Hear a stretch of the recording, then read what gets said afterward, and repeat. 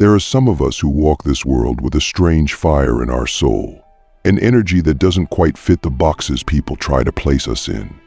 We feel like angels one moment, radiating compassion, healing others with just our gaze, feeling the pain of the world as if it were our own. And yet the next moment, we feel the demon within, the wrath, the chaos, the wildness that wants to tear through illusions and destroy everything false. And if that's you, I want you to know something that no one else will dare tell you. You're not broken. You're rare. You're a dual chosen one. Most people live their lives anchored either in light or in darkness. They choose one side and call it truth. But your soul came here to hold both, to be a bridge between the sacred and the forbidden, between the divine and the damned, between spirit and chaos. You weren't meant to choose sides. You were born to embody the totality. But because this world is terrified of what it cannot define, it has tried to shame you, silence you, make you believe that feeling both angel and demon means you're in conflict. But what if that paradox is actually your power? What if you were never supposed to eliminate one side, but integrate both into something higher? Let me ask you something deep. Have you ever stood in front of a mirror, metaphorically or literally, and seen two versions of yourself staring back? One soft, luminous, full of grace. The other wild, sharp, untamed. And instead of choosing one, you felt both pulling at you, demanding to be seen, to be acknowledged. That's not confusion. That's convergence. Your soul is merging polarities. You are walking the razor's edge of duality. And the reason it's so hard is because the world has not yet evolved to hold what you are. You are ahead of your time. You are a prototype of a new consciousness, one that doesn't divide spirit from shadow, but sees them as lovers dancing through eternity. Here's what makes you different. When you love like an angel, selflessly, endlessly, with a heart so open it almost hurts. But when you're betrayed, when your boundaries are crossed, when truth is denied, you feel the demon rise. That isn't evil. That's your inner gatekeeper. That's the part of you that refuses to let your light be misused. The part that says, I will not allow my soul to be manipulated. And yes, it scares people, because most expect light workers to be soft, passive, endlessly forgiving. But you are not just a light worker. You are a shadow dancer, a soul forged in both heaven's fire and hell's depth. You are here to show the world that true wholeness includes rage, includes boundaries, includes sacred destruction. There's a reason you felt torn your whole life, like you didn't fit into spiritual circles because you were too raw, too intense. And yet you couldn't fully sink into the material world either, because your spirit was too awake. That tension, that's the mark of the dual chosen one. You are not here to fit into either world, you are here to birth a new one. One where the angel doesn't suppress the demon, and the demon doesn't sabotage the angel. One where both energies are seen as sacred, as necessary, as part of the divine whole. The old systems are crumbling because they denied wholeness. They praised only the light and demonized the dark. But you were sent here to break that illusion. Let's talk about the practical side. How do you live as a dual chosen one in a world that doesn't understand your frequency? First, you must stop trying to explain yourself to those who only speak the language of halves. They will not get you. They will project onto you. They will call your power too much, your emotions crazy, your complexity confusing. But that's because they've never met someone like you.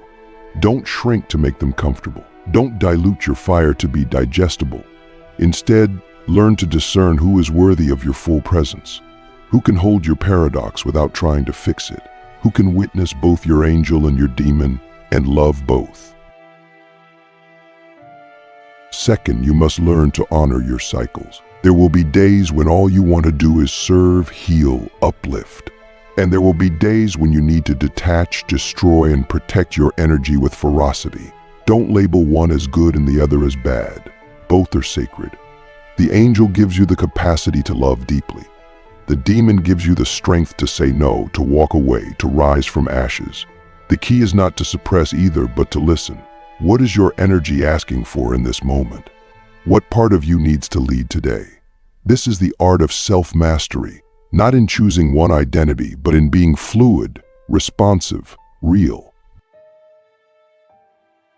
And third, perhaps most importantly, you must stop punishing yourself for your intensity. Your depth is not a flaw, it is your fingerprint. You were never meant to be lukewarm. You were meant to burn, to ignite others, to challenge what's false and awaken what's sleeping. That's why you've been through so much chaos. Not because you're cursed, but because you're coded. Every storm you've survived has activated a new layer of your power. Every breakdown was a breaking open. Every time you thought you were losing yourself, you were actually shedding a layer that was never truly you. You are not becoming, you are remembering. So now I ask you the question that only a rare soul can answer. What would happen if you stopped choosing between angel and demon and instead allowed yourself to be both fully, unapologetically, divinely? What kind of power would awaken in you? What kind of clarity? What kind of love? Clarity. What kind of love? Because here's the truth. The world doesn't need more light workers pretending to be pure.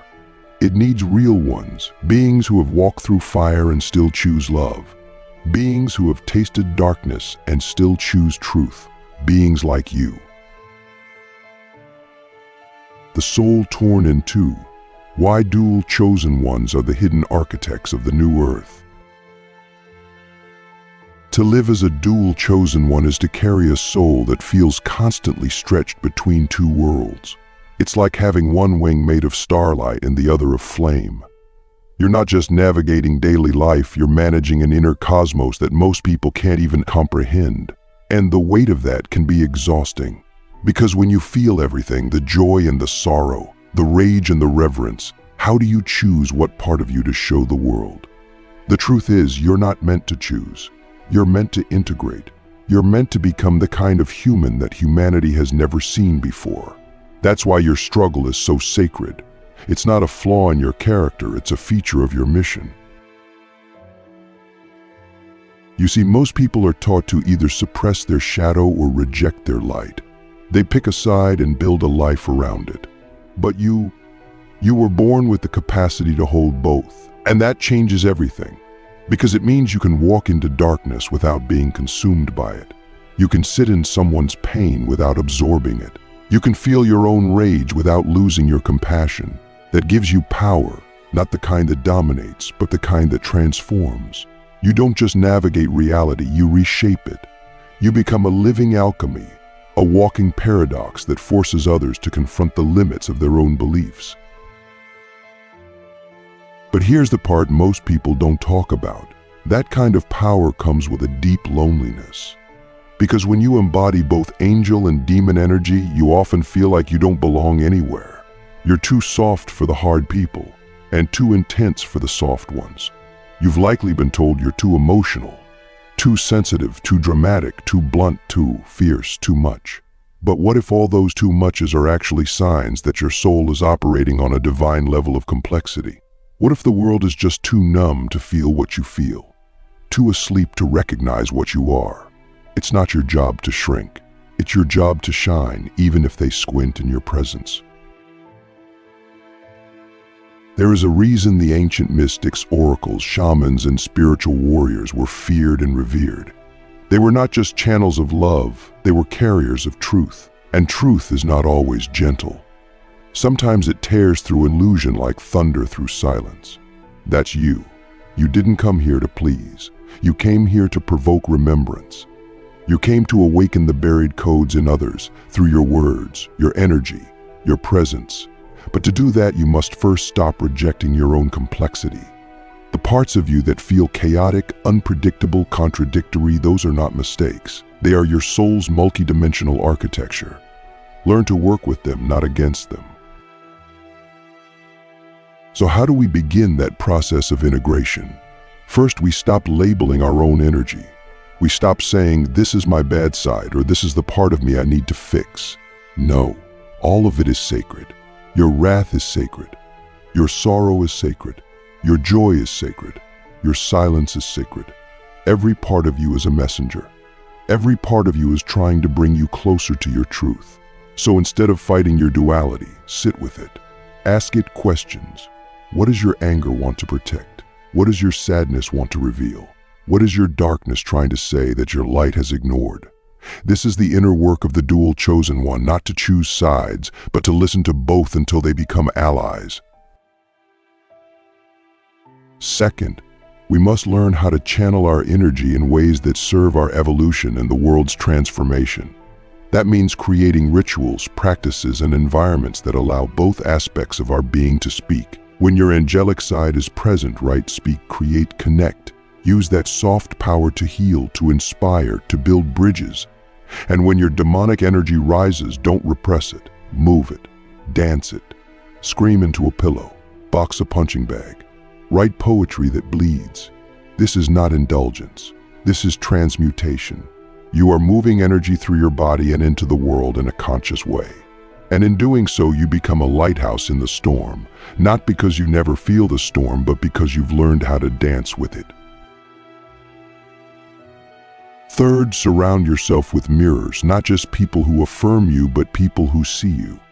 People who recognize your depth and don't flinch. These are your soul tribe. They may be rare, but they exist. And when you find them, your energy will expand in ways you didn't know were possible. You'll stop doubting yourself so much. You'll stop apologizing for your power. You'll start remembering who you were before the world told you to split yourself to survive. That's when you begin to truly live, not in fragments, but in fullness. And from that fullness, you will begin to build, not just a life, but a new reality. Because here's the ultimate truth: dual chosen ones are the hidden architects of the new earth. We are the ones who will dissolve the illusion of separation. We are the ones who will bring the sacred and the profane back into union. We are the ones who will walk into the temples with tattoos, tears, and truth and say, "This too is holy." We are here to end the war within consciousness. Looks like you forgot, once again, how powerful you are.